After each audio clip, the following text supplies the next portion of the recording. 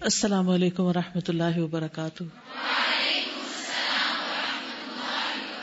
کیا حال ہے آپ لوگوں کا؟ الحمد للہ. نحمده ونصلی علی رسولہ الکریم، اما بعد فاعوذ باللہ من الشیطان الرجیم. بسم اللہ الرحمن الرحیم.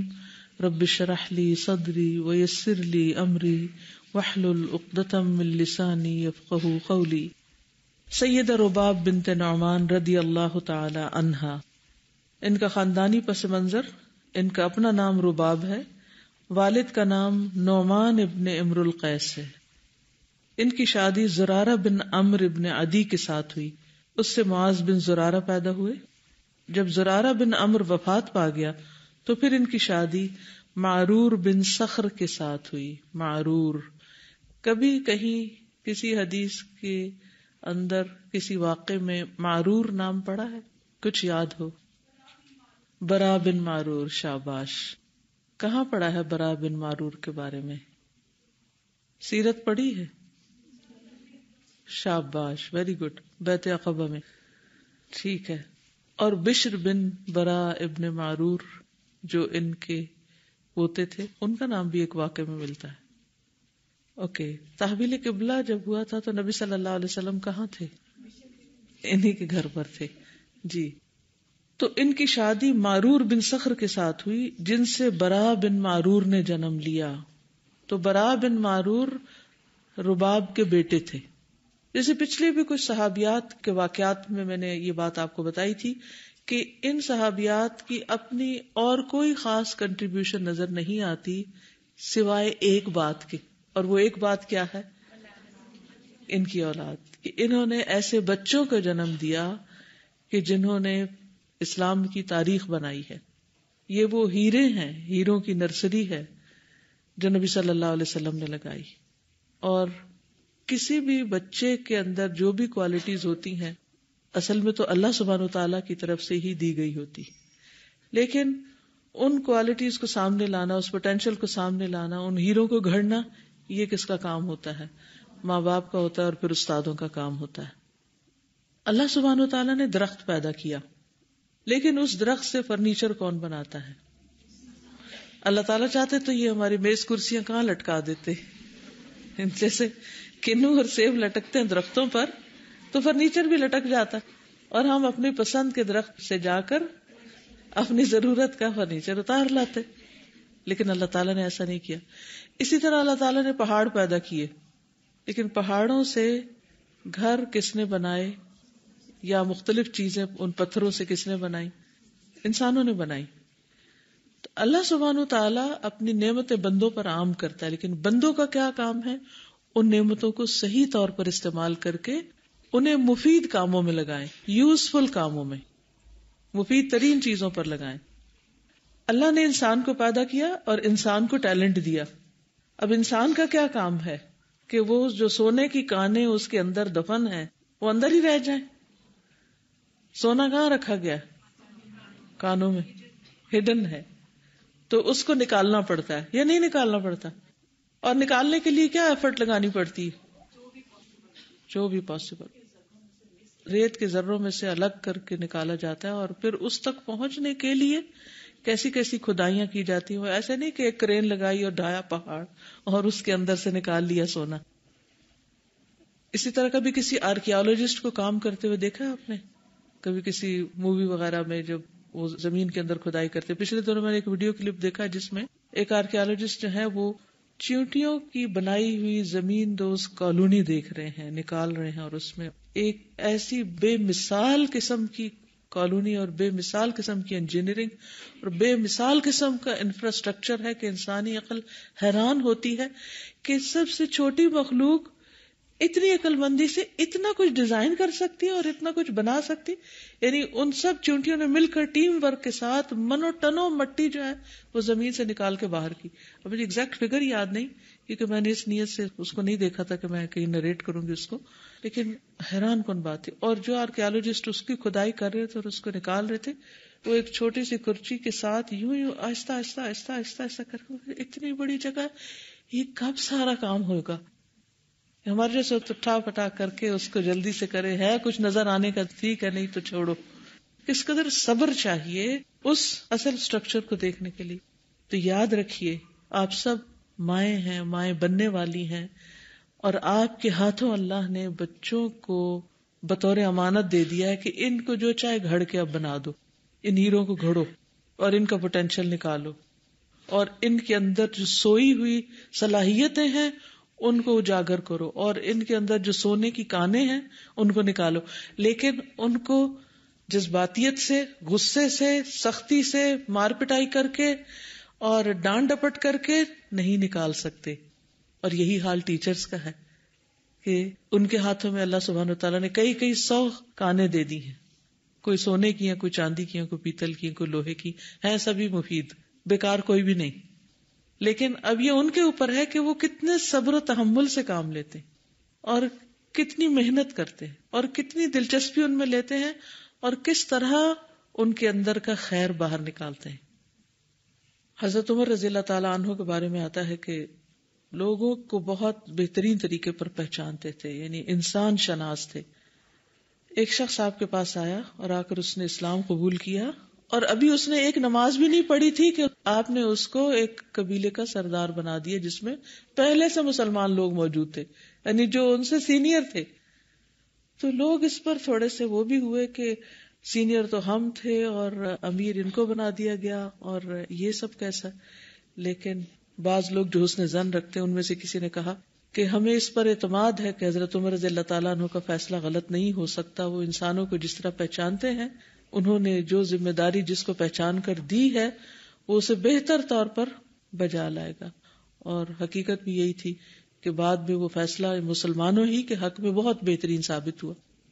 تو ہم سب کے لیے اللہ سبحانہ تعالیٰ نے یہ دنیا عمل کے لیے رکھی ہے کہ جس میں ایک تو ہم اپنے ذاتی عبادات کرتے اور دوسرے ہم اپنے لیے آثار پیدا کرتے، یعنی دوسرے انسانوں کو اس کام کی طرف بلا کر، اللہ کا بندہ بنا کر، اللہ کی طرف دعوت دے کر اپنے لیے بہترین صدقہ جاریہ کماتے. اسی لیے جو آیات جن کا میں ذکر کر رہی تھی، ان الذین قالوا ربنا اللہ ثم استقاموا، یہ پہلا حصہ ہے جس میں انسان کے اپنے ذاتی ایمان اور اس پر استقامت اور اللہ سبحانہ وتعالیٰ کے ساتھ مضبوط تعلق ہوتا ہے.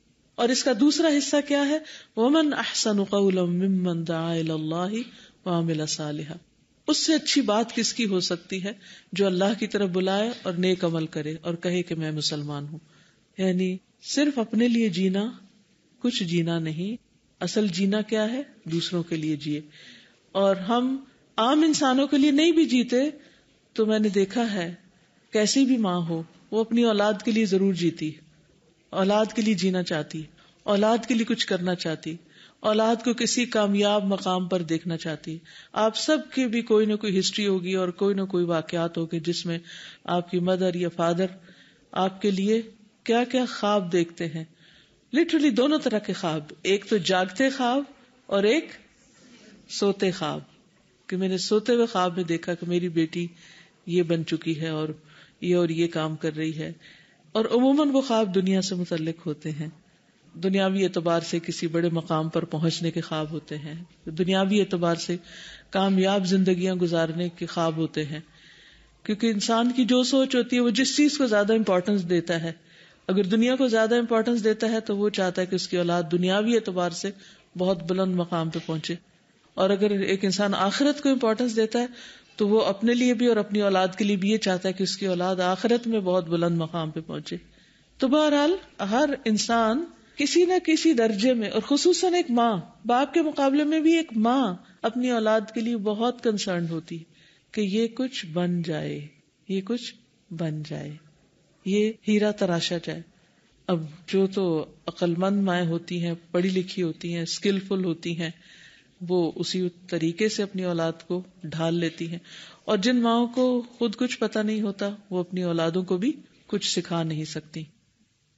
تو یہ جتنی صحابیات ہیں ان کا تعارف اس اعتبار سے بس ضروری ہے کہ کس کی بیوی تھی اور کس کی ماں تھی، اور ان کے ہاتھوں کن بچوں نے تربیت پائی اور ان سے کون سی نسلوں نے جنم لیا اور پھر انہوں نے تاریخ میں کیا کردار ادا کیا. تو اس چیز کو سامنے رکھ کر آپ ان واقعات کو پڑھیں گے ادروائز آپ کو مایوسی ہوگی کہ ان کے بارے میں تو کچھ بھی نہیں پتا چلتا اور ان کے بچوں کا ہی بس ذکر ہے یا فلاں اور فلاں کا. تو ٹھیک ہے ایک عورت کی اپنی بھی ایک شناخت ہوتی ہے، لیکن ایک عورت کی اصل پہچان کس سے ہوتی ہے کہ یہ کس کی بیٹی ہے اور کس کی ماں ہے اور کس کی بیوی ہے اور کس کی بہن ہے. آپ اس سے فرار حاصل نہیں کر سکتے، آپ کچھ بھی ہوں، لیکن بہرحال ایک عورت کا جو ایک مقام ہے اور ایک آنر بھی ہے اس کے لیے، یعنی اس کی اپنی کوششیں ہوتی ہیں، لیکن اس کو مفت میں جو نام مل جاتا ہے اپنے ان رشتوں کی وجہ سے، یہ مفت میں ملا ہوا نام ہوتا ہے، لیکن بہرحال اس میں بھی محنت کرنی پڑتی ہے انسان کو. تو یہ سب رشتے بھی اہم ہوتے ہیں اور ان رشتوں کو نبھانا بھی ضروری ہوتا ہے اور ان رشتوں کا خیال رکھنا بھی اور ان کے نام سے پہچانا جانا بھی. قرآن مجید میں بھی اس کا ذکر آتا ہے. یا اخت ہارون، کس کو کہا گیا تھا؟ حضرت مریم علیہ السلام. کیا ان کے بھائی کا نام ہارون تھا؟ شی بلانگ ٹو حضرت ہارون، یعنی کہ ان کی فیملی میں سے تھی. یہ قرآن کی یہ گواہی ہے نا.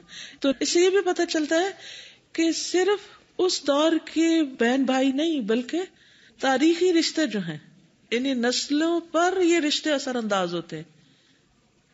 تو کوئی بھی قدم اٹھاتے ہوئے کوئی بھی کام کرتے ہوئے یہ ضرور سوچیں کہ آپ کا یہ قدم آپ کے خاندان اور آپ کی نسل اور آپ کے آئندہ زندگی میں آپ کے اوپر کیا اثرات ڈالے گا.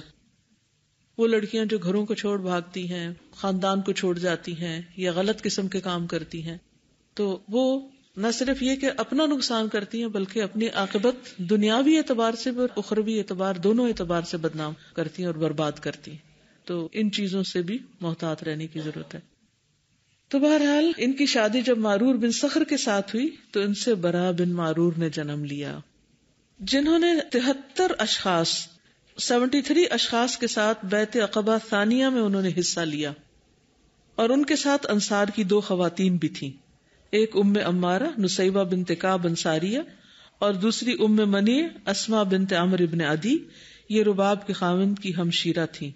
خاوند کی ہمشیرہ کیا ہوتی ہیں؟ جی. تو جن لوگوں نے بیعت عقبہ میں حصہ لیا، بیعت عقبہ ثانیہ میں، ان میں ان کی نند بھی شامل تھی اور ان کے بیٹے بھی شامل تھے. کعب بن مالک بیان کرتے ہیں کہ ہم اس رات اپنی قوم کے ساتھ اپنے خیموں میں سوئے. جب تہائی رات بیت گئی تو ہم اپنے خیموں سے دبے پاؤں کھسکے ہم چھپ کر نہایت رازداری کے ساتھ چلتے ہوئے ایک پہاڑ کی گھاٹی میں اکٹھے ہو گئے. ہم تقریباً 70 مرد تھے اور ہمارے ساتھ 2 عورتیں تھیں. ایک نسیبہ بنت کعب تھی جو ام عمارہ کی کنیت سے مشہور تھی. یہ وہی ام عمارہ جنہوں نے جنگ احد میں بڑے کارنامے کیے. یہ خاتون بنو نجار قبیلے کی شاخ بنو حازم میں سے تھی، اور دوسری اسماء بنت عمرو بن عدی بن ثابت بنو سلمہ قبیلے سے تھی، اور یہ ام منی کی کنیت سے مشہور تھی. راوی بیان کرتا ہے کہ رسول اللہ صلی اللہ علیہ وسلم نے گفتگو کی ابتدا قرآن مجید کی تلاوت سے کی اور اسلام قبول کرنے کی ترغیب دی اور فرمایا ابایعکم علی ان تمنعونی مما تمنعون منہ نساءکم وابناءکم، میں تم سے بیعت اس شرط پر لوں گا کہ تمہیں میرا دفاع اس طرح کرنا ہوگا جس طرح تم اپنی عورتوں اور بچوں کا دفاع کرتے ہو. راوی کہتا ہے کہ برا بن معرور نے رسول اللہ صلی اللہ علیہ وسلم کا ہاتھ پکڑ کر فرمایا، ہاں مجھے قسم ہے اس ذات کی جس نے آپ کو حق دے کر بھیجا ہے، ہم بالکل آپ کا دفاع اسی طرح کریں گے جس طرح ہم اپنی عورتوں کا دفاع کرتے ہیں. اے اللہ کے رسول، ہم جنگجو لوگ ہیں، ہم اسلحہ بردار قوم ہیں، ہم جنگ اور اسلحے کے نسل در نسل وارث چلے آ رہے ہیں. رسول اللہ صلی اللہ علیہ وسلم نے فرمایا، تم اپنے 12 نمائندے نامزد کر لو جو تمہاری قوم کی نمائندگی کریں گے. تو انہوں نے 12 نمائندے نامزد کیے. 9 نمائندے خزرج قبیلے سے اور 3 اوس قبیلے سے تھے. رسول اللہ صلی اللہ علیہ وسلم نے ان 12 نمائندوں سے مخاطب ہو کر فرمایا، تم اپنی قوم کے ذمہ دار ہو جس طرح حواری عیسیٰ علیہ السلام کے ذمہ دار تھے، وہ بھی 12 تھے، اور موسیٰ علیہ السلام کے نقیب بھی کتنے تھے؟ 12 تھے. اور میں اپنی قوم کا ذمہ دار ہوں. سب نے بیک زبان ہو کر کہا، ٹھیک ہے اللہ کے رسول، ہمیں منظور ہے. راوی کہتا ہے کہ سب سے پہلے برا بن معرور نے رسول اللہ صلی اللہ علیہ وسلم کے ہاتھ پر بیعت کی. تو یہ ان کا خاص مقام ہے. اور پھر باقی لوگوں نے آپ کے ہاتھ پر بیعت کرنے کی سعادت حاصل کی. تو اس سے کیا فرق پڑتا ہے؟ پہل کرنے سے کوئی فرق پڑتا ہے؟ السابقون السابقون. کیونکہ بعض کاموں میں ہم ڈیسیژن نہیں لے پاتے، جھجک رہے ہوتے ہیں کریں کہ نہ کریں، تو اللہ کی توفیق سے جو انسان پہل کر لیتا اور سارے اس کے پیچھے لگ جاتے ہیں، تو وہ جو پہل کرنے والے وہ پہل کرنے والے، پیچھے والے اگر اس سے آگے بھی نکل جائیں تو بھی پیچھے ہیں. وہ کیوں؟ کیونکہ جو کچھ وہ کریں گے اس کا اجر جو اسی کو ملے گا جس نے راہ دکھائی. ٹھیک ہے نا؟ تو اس لیے کبھی بھی نیکی کا کوئی کام سامنے آئے، کوئی موقع ہاتھ آئے تو اسے گوایا نہ کرے، تو پہل کر لیا کرے، حامی بھر لیا کرے، ارادہ کر لیا کرے، نیت کر لیا کرے، اور جہاں کرنے کا موقع کر گزرا کرے. ٹھیک ہے نا؟ سید رباب رضی اللہ عنہ کے دونوں بیٹے معاذ بن زرارہ اور برا بن معرور کبار صحابہ کرام میں سے ہوئے، اور برا بن معرور کو تو نقیب ہونے کا اعزاز بھی حاصل ہوا. سید رباب کے بیٹے نے تحویل قبلہ سے پہلے یہ رائے دی کہ نماز مسجد اقصیٰ کی طرف رخ کر کے پڑھنے کی بجائے کعبہ کی طرف رخ کر کے پڑھی جائے، یعنی ان کا بھی یہی خیال تھا. لیکن صحابہ نے اس رائے کا انکار کیا، خاص طور پر کعب بن مالک جو انصار کے مشہور اور معروف شاعر بھی تھے، اس رائے کو ٹھکرانے والوں میں سر فہرست تھے. اس سے کیا پتہ چلتا ہے کہ صحابہ کے درمیان بھی اختلاف رائے ہوا، لیکن اس میں کوئی بدنیتی شامل نہیں تھی. برائے ابن معرور اپنی سوچ کے مطابق فیصلہ کر رہے تھے کہ بیت اللہ کا مقام باقی ساری مسجدوں سے بڑھ کر ہے، تو ادھر منہ کرنا چاہیے، اور بہت لاجیکل بات تھی. کیا خیال ہے؟ لیکن باقی صحابہ کا خیال تھا کہ نہیں، وہ سمجھتے تھے کہ جب تک اللہ اور اس کے رسول صلی اللہ علیہ وسلم کی طرف سے کوئی حکم نہ آئے اس وقت تک کچھ نہیں کرنا چاہیے. Very logical. اب بعض اوقات ہمارے سامنے بھی ایسی سچویشنز آ جاتی، ایک چیز ہمیں عقلی اعتبار سے بالکل صحیح معلوم ہو رہی ہوتی، لیکن قرآن و سنت میں اس کی کوئی دلیل نہیں ہوتی، تو ہمیں کہاں رک جانا چاہیے؟ قرآن و سنت کی جو دلیل ہے اس پر. آج صبح میرے داماد بتا رہے تھے کہ کوئی بچہ آیا یہاں سے سامنے کی یونیورسٹی سے، اور آ کر تو کہتے ہیں میرے کچھ سوال ہیں، تھوڑا سا روڈ انداز تھا. تو انہوں نے کہا کہ اچھا آپ سوال کیجیے. تو کہنے لگے میں صوفی ازم کے بارے میں سوال کرنا چاہتا ہوں. تو وہ کہنے لگے کہ ہم تو یہاں قرآن و سنت کی تعلیم دیتے ہیں، اگر اس کے بارے میں کوئی سوال ہے آپ کا تو آپ کر سکتے ہیں. ایسا کیوں کہا؟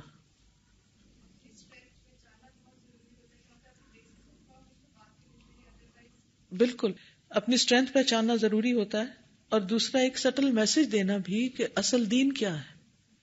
یہ ازم وزم سب کہاں سے آئے ہیں؟ نبی صلی اللہ علیہ وسلم سے؟ ان کے اوریجن اور سورس وہاں ہے؟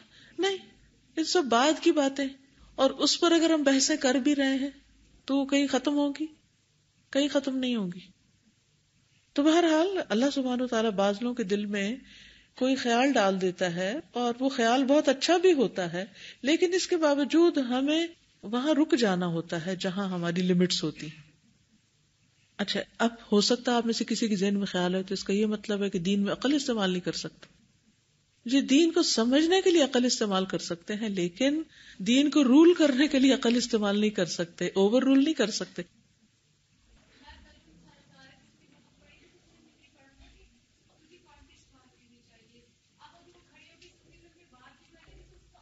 وہ بحث برائے بحث ہوتی، تو انڈائریکٹلی بتا دیا گیا کہ اصل دین تو قرآن و سنت ہے، کہ دین کا سورس تو یہی ہے نا.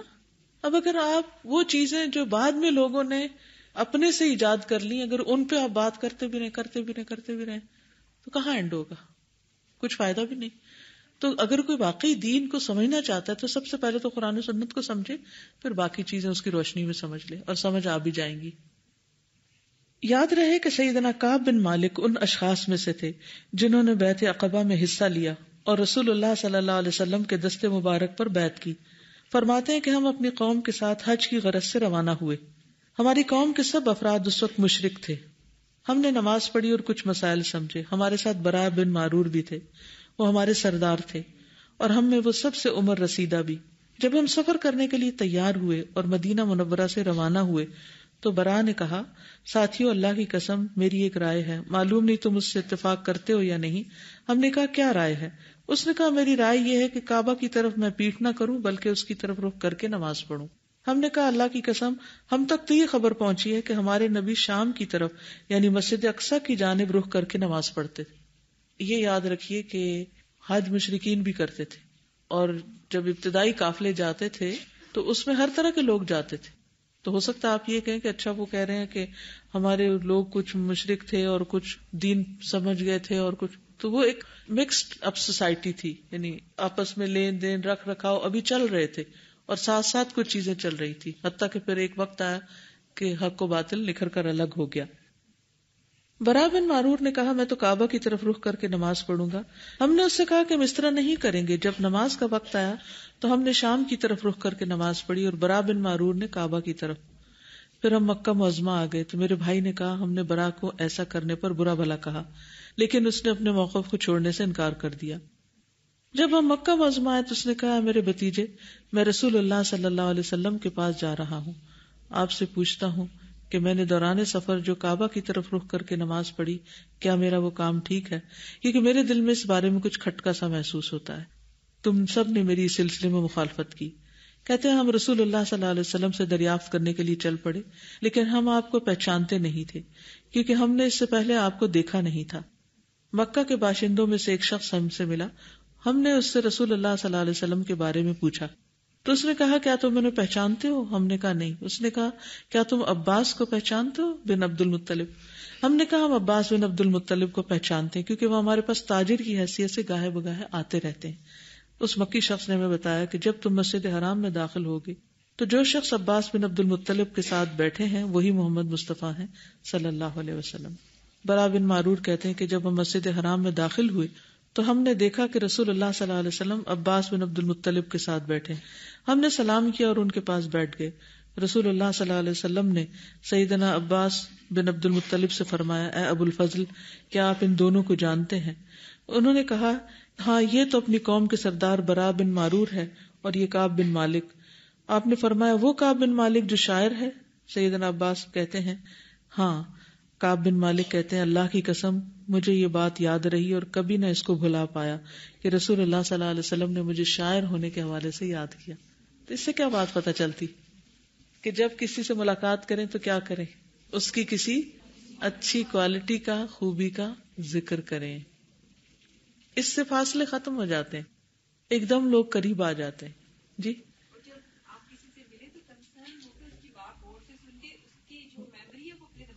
بالکل بالکل نہیں، ملاقات بھی وہاں مقصد ہونی چاہیے. اور دوسرا یہ کہ اس سے انٹرسٹ شو ہوتا ہے نا کہ کس طرح نبی صلی اللہ علیہ وسلم لوگوں میں انٹرسٹ لیتے تھے. برا بن معرور نے کہا اللہ کے رسول میں اپنے سفر پر روانہ ہوا، اللہ تعالیٰ نے مجھے اسلام کی طرف رہنمائی کر دی. میرے خیال میں یہ بات آئی کہ میں بیت اللہ کی طرف پیٹ نہ کروں، لہٰذا میں نے اس کی طرف رخ کر کے نماز پڑھی. تو میرے ساتھیوں نے میری مخالفت کی جس سے میرے دل میں شبہ پیدا ہو گیا. اے اللہ کے رسول آپ بتائیں کہ کیا میرا موقف درست ہے؟ آپ نے فرمایا ابھی تم پہلے قبلے ہی کی طرف رخ کر کے نماز ادا کرو. تو برا بن معرور مسجد اقصی کی طرف رخ کر کے نماز پڑھنے لگے. کیا پتہ چلتا ہے کہ اپنی رائے، اپنی عقل، اپنی پسند چھوڑ کر اتباع کر لیا. یہ واقعہ مسند احمد اور سیرت ابن ہشام میں ہے. برا بن معرور نے رسول اللہ صلی اللہ علیہ وسلم کے فرمان پر عمل پیرا ہوتے ہوئے اپنے موقف کو بدل لیا اور دین اسلام کے احکام پر عمل پیرا ہونے میں مصروف ہو گئے. انصار اپنے نمائندوں کے ساتھ مدینہ منورہ واپس آ گئے اور دین اسلام کی نشر و اشاعت میں مصروف ہو گئے. رسول اللہ صلی اللہ علیہ وسلم کے ہجرت کر کے مدینہ منورہ پہنچنے سے 1 ماہ پہلے سیدنا برا بن معرور وفات پا گئے، یعنی وہ نبی صلی اللہ علیہ وسلم سے پھر نہ مل سکے. وفات پانے سے پہلے اپنی کسی چیز کے بارے میں اس نے وصیت کی کہ یہ رسول اللہ صلی اللہ علیہ وسلم کے سپرد کرنا، یعنی جب آپ آئیں. جب نبی کریم ہجرت کر کے مدینہ پہنچے تو آپ کو سیدنا برا بن معرور کی وفات کے بارے میں بتایا گیا. آپ نے ان کے حق میں رحمت کی دعا کی، ان کی قبر پر گئے، نماز جنازہ پڑھی اور جو چیز وصیت کی بنیاد پر رسول اللہ صلی اللہ علیہ وسلم کے سپرد کی گئی تھی وہ آپ نے ان کی اولاد کو دے دی. اللہ تعالیٰ ان پر، ان کی والدہ پر اپنی رحمت کی برکھا برسائے اور تمام انصار پر اپنی رحمت کا سایہ دراز کرے. ابھی تک کی جو گفتگو ہوئی ہے اس پر اگر آپ میں سے کوئی اپنے خیالات کا اظہار کرنا چاہے تو کیجیے، پھر اس کے بعد میں چند چیزیں مزید ایڈ کروں گی انشاءاللہ. کیا سیکھا آپ نے اول سے لے کے اب تک کی گفتگو؟ اس میں یہ چیز اچھی لگی کہ جب انہوں نے سوال کیا نا کہ میرا موقف درست ہے، اب میں سوچ رہی تھی کہ ہم سے کوئی ایسے سوال کرے تو ہم کیا جواب دیتے ہیں, ہمارا ریئیکشن کیسا ہوتا, لیکن آپ اصل میں جواب دیا وہ کتنا بیلنس جواب ہے اور ٹو ایزی گوئنگ ہے کہ آپ نے نہ یہ کہا کہ نہیں آپ نے بہت غلط کیا اور آپ کو پہلے پوچھنا چاہیے تھا اور یہ تو دیکھیں نماز ہی ساری خراب کر دی اور اتنے لوگوں, بلکہ آپ نے سمپل نہ ہاں کہا نہ کہا. ہم ہوتے تو ہم کہتے آپ کا موقع بالکل غلط ہے, پہلے تو ہم غلط سے شروع ہوتے ہیں. یعنی اگر کوئی ہم سے آ کے پوچھے کہ میں نے یہ کام کر لیا ہے تو ہم جواب میں کیا کہتے, انتہائی غلط کیا ہے, تمہیں یہ نہیں کرنا چاہیے تھا. جبکہ آپ نے بہت ایزیلی کہا کہ ابھی تم پہلے قبلے کی طرف رخ کر کے نماز پڑھ لو, بس نہ ادھر کہا نہ ادھر کہا, بلکہ صرف گائیڈ کیا اور انہوں نے سمپل اس کو فالو کر لیا. نہ یہ ہوا کہ باقی لوگوں نے ان کو تانا دیا کہ دیکھا ہم آپ کو پہلے ہی کہہ رہے تھے. اور میں وہاں شکایتوں کا انبار شروع ہو گیا کہ وہ فلاں نے یہ کہا تھا, فلاں نے یہ کہا تھا, اب آپ ان کو ذرا سمجھائیں. اور نہ ہی یہ ہوا کہ بعد میں ساری زندگی ان کو اتنا ہی بے اعتباری سمجھا جاتا ہے کیونکہ آپ نے پہلی دفعہ یہ کام کیا تھا, اس لیے آپ تو ہیں ایسے کہ آپ تو خلاف ہی جاتے ہیں. یعنی اتنی چھوٹی سی بات میں کوشچن آنسر بہت امپورٹنٹ. اگر لا تکن سرسارن کو سامنے رکھ کے دیکھے تو صحابہ کرام کے اندر یہ خوبی بہت زبردست طریقے سے نظر آتی ہے کہ وہ کام کی بات کرتے ہیں, مطلب کی کرتے ہیں, آگے بڑھتے ہیں, پچھلی باتوں کو بار بار نہیں دہراتے رہتے. ہماری مشکل کیا ہوتی ہے کہ ہم ماضی کے قصوں کو نہیں بھولتے, اور اگر کسی سے غلطی ہو جائے تو اس غلطی کو بار بار یاد دلاتے رہتے ہیں, اور اچھا ہو جائے تو وہ بھلا دیتے ہیں. اسی طرح یہ کہ یہ خود آگے آ کے کہہ رہے ہیں کہ کیا میں نے درست کیا. اب یہ نہیں ہوا کہ خود تو اپنے آپ کو سمجھاؤ کہ میں تو ضروری صحیح ہوں, یہ سب غلط ہوں گے. ہم یہ بھی ایک اپنے آپ کو سمجھ لیتے ہیں کہ اگر اختلاف کا مطلب یہ ہے کہ باقی سب غلط ہیں اور ہم تو ہیں ہی 100%. جی, اور اگر ان سب نے اعتراض کیا تھا کہ تم غلط کر رہے ہو تو ان کے دل پہ یہ بات آئی اور ضد کا شکار نہیں, انا کا شکار نہیں ہوئے. انہوں نے پھر مزید کنفرم کر لیا, کیونکہ ہم اگر ایک دفعہ ایک کام کر لیں تو پھر ہم سوچتے ہیں کہ ساری دنیا کو غلط ثابت کرنے میں زور لگا دیں اور اپنے آپ کو, چاہے ہمارا موقف غلط ہو, اس کو صحیح ثابت کرنا شروع کر دیں. تو یہ جو غلطی کو مان لینا اور اپنی رائے بدل لینا اور اپنے طریقے میں تبدیلی لے آنا, یہ کیا آسان ہے؟ دنیا کا مشکل ترین کام ہے, لیکن اس کے لیے آسان ہے جو اپنی اصلاح چاہتا ہو اور اپنی آخرت کی خیر منائے. السلام علیکم. بعض اوقات بہت سے کام ایسے ہوتے ہیں جنہیں ہم نیکی سمجھ رہے ہوتے ہیں لیکن وہ سنت کے خلاف ہوتے ہیں, تو ایسے کاموں سے پرہیز کرنا چاہیے. اور جو ہی پتہ چلے کہ سنت یہ نہیں کچھ اور ہے تو اپنا طریقہ بدل لینا چاہیے. ٹھیک ہے. مجھے سب سے اچھی بات یہ لگی تھی کہ بیعت عقبہ کے موقع پر کہ جب آپ سے نے فرمایا تھا کہ تم نے میرا دفاع اس طرح کرنا ہے جیسے تم اپنی عورتوں کا کرتے ہو, تو انہوں نے پہلے اپنی اہلیت ثابت کی ہے کمٹمنٹ سے پہلے, کہ پروف کیا ہے کہ واقعی میں اس چیز کے اہل ہے, کہ جیسے ہم لوگ ان کا کہ ہم اسلحہ بردار قوم ہے اور ہم جنگ اور اسلحے کے نسل وارث چلتے آ رہے ہیں. اور ایک اور چیز یہ مجھے اچھی لگی ہے کہ جو پبلک ریلیشنز ہوتے ہیں اس کا بھی ایک یہ رول ہے کہ آپ جس سے ملتے ہیں اگر آپ اس کا نام لے کے اس کو ایڈریس کریں, تو آپ اگر کوئی ڈیل کر رہے ہیں, کوئی بھی کسی اور طرح کا آپ بزنس ریلیشن شپ بھی کر رہے ہیں, تو اس کی کامیابی کے چانسز بڑھ جاتے ہیں اس میں. اور تیسری چیز ایک یہ تھی کہ جیسے اختلاف پیدا ہوا ہے تو قرآن پاک میں جس طرح ہم نے پڑھا تھا کہ آپ سے کہا گیا کہ آپ ان لوگوں سے کہتے کہ میں نے اپنا چہرہ جو ہے وہ اللہ کی طرف کر لیا, اور ان لوگوں نے بھی جنہوں نے میری پیروی کی, تو کیا تم بھی اسی کی طرف اپنا رخ کرتے ہو. تو یہ مطلب دعوت کا جو یہ اصول ہے تو یہ بھی یہاں پہ نظر آتا ہے کہ ہم اللہ کی طرف جو ہے وہ متوجہ کر دیں لوگوں کو. شاباش, ویری گڈ. جی, بہت دفعہ ایسا ہوتا ہے کہ ایک نیکی کا موقع جس سے بہت سے لوگ کر سکتے ہیں, لیکن اس نیکی کو کرتا صرف وہی شخص ہے جس کے دل میں اللہ تعالیٰ خیال ڈالے. تو ہمیں دعا ضرور کرنی چاہیے کہ اللہ تعالیٰ ہمیں نیکیوں میں سبقت کرنے والا بنائے. جی, اب دیکھیں کہ ان کی زندگی کتنی تھی, اتنی تھوڑی سی زندگی تھی, لیکن جتنی بھی زندگی تھی اس میں نیکیوں میں آگے بڑھنے والے نظر آتے ہیں نا. تو آپ صلی اللہ علیہ وسلم کا ہاتھ پہلے پکڑ لیا بیعت کے لیے, اور پھر اس کے بعد قبلے کے بارے میں بھی سوچ رہے ہیں, اور پھر آپ دیکھیے کہ جب قبلے کی تبدیلی ہوئی تھی انہی کے گھر میں آیات اتری, نبی صلی اللہ علیہ وسلم نے ان کے ہاں ہی اپنا رخ تبدیل کیا. السلام علیکم. آپ نے بات کی تھی کہ پیرنٹس جو ہیں وہ ڈے ڈریمنگ بھی کرتے ہیں کہ میرے بچے یہ بن جائیں گے. یہ میری مدر جو ہے نا, وہ جو آپ کا ریڈیو میں لگتا تھا 7 o'clock لیکچرز ہوتے تھے نا, تو وہ سنتی تھی. ہم لوگوں کا ٹائم ہوتا تھا 7:30 اٹھنے کا نا, تو وہ جیسی آواز آتی تھی نا نعبدو وصلی, تو پتہ چل جاتا تھا 7 o'clock ہو گیا. ہم لوگوں کا ایک ہوتا تھا کہ مطلب کہ ہم نے لیٹ اٹھنا ہوتا ہے تو امی لگا دیتی ہیں اور اونچی آواز میں فل اسپیکر, تو ہمیں بھی تاکہ آواز آئے, تو وہ ہوتا تھا. لیکن کبھی ایکسپریس نہیں تھا کیا ہم لوگوں نے. ایک دفعہ نیبر سے نا مٹھائی وغیرہ آئی, امی گھر پہ نہیں تھی, تو جب ہم نے امی کو دی نا تو امی نے کہا کہ آپ نے پوچھا ہے کہاں سے آئی ہے, ہم نے کہا نہیں. تو امی کہتی ہیں آپ نے پوچھنا تو تھا نا. تو اس دن ہم نے ایکسپریس کر دیا نا, تو ہم نے کہا کہ آپ جو استاذہ کے لیکچر سنتی ہیں اس میں آپ یہ سنتی ہیں کہ جو جیسا کرے گا اس کے ساتھ ویسے ہی کرنا ہے. مٹھائی آپ نے ضرور پتہ کرنا ہے کہ کہاں سے آئی ہے اور میں اس کو واپس کروں اس طرح. تو امی کو بہت غصہ آیا, امی نے مارا لٹرلی. امی نے کہا کہ تم لوگ بات کیسے کر سکتے ہو ان کے بارے میں اس طرح. تو ہم لوگوں کو پھر اور ہوتا تھا کہ ہمیں ان کی سے مار پڑی. تو پھر لیکن امی نے ریئلائز کر لیا نا. پھر امی آئی میرے پاس, تو امی کہتی ہے میں یہ نہیں چاہتی کہ آپ کے اندر وہ گرج آ جائے کہ ان کی وجہ سے مجھے ہوئی ہے, میں چاہتی ہوں کہ آپ ان جیسی بنے. تو مطلب کہ پیرنٹس جو ہے نا وہ امپوز نہیں کر سکتے کسی چیز کو بچوں پہ نا. امی نے فوراً ریئلائز کیا, امی آئی میرے پاس, امی کہتی ہیں کہ میں چاہتی ہوں کہ آپ وہاں جائیں, آپ ان سے پڑھیں, آپ اس طرح کریں, اس لیے میں اونچی آواز میں لگاتی ہوں تاکہ آپ سنیں اس طرح کر کے. السلام علیکم. مجھے اس میں ایک پوائنٹ یہ لگا تھا جو آپ صلی اللہ علیہ وسلم نے ان کا نام لے کے اور کہا کہ یہ وہی ہے کعب بن مالک جو شاعر تھے. تو ہم لوگوں کے بارے میں انٹرسٹ نہیں لیتے, ان کے بارے میں جان نہیں رہے ہوتے, تبھی ہمارے تعلقات بھی اتنے اچھے نہیں ہوتے لوگوں سے. اور پھر جو تعلقات اچھے نہیں ہوتے تو پیغام بھی نہیں پہنچا سکتے, کوئی سننے کو تیار بھی نہیں ہوتا. یہ گراؤنڈ ہموار کرنے والی بات ہے. جیسے بیج ڈالنے سے پہلے زمین کو نرم کرنا ضروری ہے. تو جب کسی کا نام لیتے ہیں یا کسی میں انٹرسٹ لیتے ہیں تو اس کا دل نرم ہو جاتا ہے. مجھے یہی بہت اچھا لگا تھا کہ ہم لوگوں میں انٹرسٹ نہیں لے رہے ہوتے بالکل بھی. ایون اپنے ساتھی, اپنے کلاس میٹس کے پورے نام نہیں آ رہے ہوتے ہمیں. اور پھر یہ تو دین کے انصار اللہ ہیں, ایک دوسرے کے مددگار ہیں. آئندہ زندگی میں بھی ایک دوسرے سے کتنی سپورٹ آپ کو ملتی ہے. لیکن دین کا راستہ وہ راستہ نہیں جس پہ اکیلے چلا جا سکے. اس میں آندھی اور طوفان بہت ہوتے ہیں, ہمیں لوگوں کی ضرورت ہوتی ہے اپنے آس پاس. السلام علیکم. وعلیکم. استاذہ جب وہ گئے مکہ میں اور وہ جو ایک کام انہوں نے کیا تھا اور اس کی ان کے پاس دلیل جو بھی تھی, تو وہ آگے بڑھے, تو اس میں دو چیزیں ہوتی ہیں. بعض دفعہ بہت ہمارا دل چاہ رہا ہوتا ہے کہ اس کے معاملے میں نا ہمیں کوئی اتھینٹک علم ملے, اور کچھ لوگ ادھر ہی رک جاتے ہیں صرف وہ چاہنے تک. لیکن کچھ لوگ ہوتے ہیں ان کے جیسے جو آگے بڑھتے ہیں, ایون کہ وہ آئیڈینٹیفائی بھی نہیں کر پا رہے ہوتے کہ وہ شخص کون ہے جس کے پاس سے مجھے وہ نالج ملے گا. تو یہ ہمارے ساتھ ادھر بہت پرابلم ہوتا ہے. ہمیں پتا ہوتا ہے یہ چیز ہمیں وہاں پہ اس بندے کے پاس جائیں گے تو مل جائے گی, لیکن ہم جا نہیں پا رہے ہوتے. یہ ایک مزاج نہیں. یہی تو فرق ہے پھر صحابہ میں اور ہم میں. وہ تاریخ ساز تھے, ہم تاریخ بگاڑ ہیں. استاد اس کے لیے کیا کیا جا سکتا ہے؟ کچھ بھی نہیں, بس ارادہ کر لیں اور کام کر لیں جو کرنا ہے.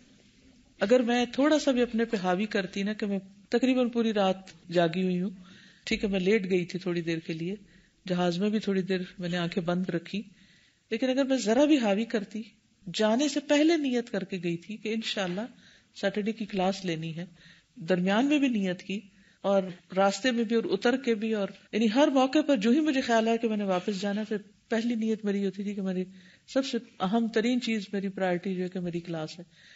تو اگر ہم نیت ہی نہ کریں, ارادہ ہی نہ کریں, تو کیا میرے پاس کام کم ہے؟ بہت کام ہے. اور آج تو میرے پاس بہت ہی اچھا جواز تھا کہ میں اپنا وقت کہیں اور لگاتی, لیکن سب کام ہوتے رہتے ہیں. ہم اللہ کے کام پر ہی کیوں کمپرومائز کرتے ہیں اور اسی کو کیوں پیچھے چھوڑ. اگر آپ کو کسی کا بیگ پسند آ جائے, آپ کیا کرتی ہیں؟ چاہے آپ اس کو نہ بھی جانتے پہچانتے ہو, راہ چلتے بھی آپ اس کو کہتے ایکسکیوز می, یہ بیگ آپ نے کہاں سے لیا ہے؟ لیکن ایک حدیث جاننی ہو تو ہم کیوں نہیں کسی سے پوچھ سکتے کہ کہاں سے پتا چلے گا کہ صحیح حدیث کا اس کے اتھینٹسٹی کیا ہے یا اس کی اصل کیا ہے. بات وہی ہے جو شروع میں نے کی کہ دل میں نہیں ہے, ابھی دل میں نہیں اترا, دل میں اتارنے کی ضرورت ہے. السلام علیکم. استاذہ میں سوچی تھی کہ جب بات آئی نا کہ کس قبلے کی طرف کہاں منہ کر کے نماز پڑھی جائے, تو صحابہ جو ان کے ساتھ جتنے بھی لوگ تھے انہوں نے ان کی رائے کی مخالفت کی, ان کی ذات کی مخالفت. Very good point. ہم ذات کی شروع کر دیتے بالکل, اور یہ تو شخص بڑا بے دین ہے, یہ تو نئی نئی باتیں سوچتا رہتا ہے. مطلب وہ دین کا ایک مسئلہ تھا. ہم لوگ عام روٹین میں کیا کرتے ہیں کہ ہم دین کی بات کو پیچھے کر کے ذات پہ شروع ہو جاتے ہیں کہ تم ایسے ہو تم ویسے ہو. بالکل. استاذہ جو آپ نے سب سے پہلے بات کی تھی کہ انسان کا دل نہیں مان رہا ہوتا اور وہ کام کرتا ہے, لیکن بعض دفعہ ایسا ہوتا ہے کہ آپ کا دل نہیں مان رہا ہوتا لیکن آپ اس چیز کو کرنا چاہتے ہیں تاکہ آپ کا ایک اس کی پریکٹس بن جائے اور پھر وہ. جی بالکل ٹھیک ہے. اس لیے یہ نہیں کہ دل نہیں تو ہر کام چھوڑتے جاؤ, پھر تو ہم کہیں گے بھی نہ ہو. کرتے جاؤ کرتے جاؤ. میں نے کسی کا قول پڑھا تھا کہ 20 سال تہجد پڑھنے کے بعد مجھے تہجد میں لذت آنی شروع ہوئی ہے. 20 سال کے بعد. تو ہمیں یہ نہیں سوچنا چاہیے دل نہیں لگ رہا پڑھنے میں تو کیا فائدہ, چھوڑ دو. یہ میرا مقصد نہیں تھا بتانے کا. میرا مقصد یہ تھا کہ دل لانے کی کوشش کر. ٹھیک ہے. نام بھی بتا دیں. السلام علیکم و رحمۃ اللہ وبرکاتہ. وعلیکم السلام. آج رات کو جب میں پہنچی تھی ایئرپورٹ پہ تو کسی کا بیگ نہیں آیا ہوا تھا. تو ہوا یہ کہ سب لوگ پریشان تھے, کھڑے ہوئے تھے کہ ہو کیا رہا ہے, کیا کریں گے. تو میں نے جا کے پوچھا اپنی فیملی سے کہ کیا کرنا چاہیے. تو انہوں نے کہا کہ آپ بس رپورٹ کر دیں کہ یہ بیگ لاسٹ ہے. تو میں نے جا کر جیسے ہی آفیسر سے کہا کہ مجھے فارم چاہیے بیگیج کلیم کا, تو ایسے ہوا کہ جیسے ان کو نا آنکھیں کھل گئی, کیونکہ وہ بھی پریشان ہو رہے تھے کیونکہ پتہ نہیں تھا کہ ہو کیا رہا ہے, اور اتنے لوگ آ رہے ہیں ان کے پاس, ان کو یہ بھی نہیں پتا کہ بیگیج کہاں ہے, پہنچا ہے کہ نہیں پہنچا. تو جب میں نے ان سے جا کر کہا نا تو ان کو لٹرلی جیسے ان کی آنکھیں کھل گئی, اور پھر وہ مجھے چھوڑ کے تو باقی لوگوں کے پاس چلے گئے کہ آپ ٹیبل پر آئیں اور میں آپ کے فارم فل کرتا ہوں سب کے. تو خیر میں سوچ رہی تھی کہ جب انسان ایک قدم لیتا ہے آگے تو دوسروں کے لیے بھی آسانی ہوتی ہے. بالکل, دوسروں کے لیے بھی آسانی ہوتی ہے. اور آپ لوگ نے بھی یہ کافی مواقع پر دیکھا ہوگا کہ جب آپ آگے بڑھتے ہیں تو جو ایک کنفیوژن کریٹ ہوئی ہوتی ہے نا, وہ ایک دم سے ڈیزالو ہو جاتی ہے. آپ کو بھی سمجھ آتی ہے کہ آپ کیا کریں, اور باقی لوگوں کو بھی ایک راستہ مل جاتا ہے, ایک ایگزامپل مل جاتی ہے.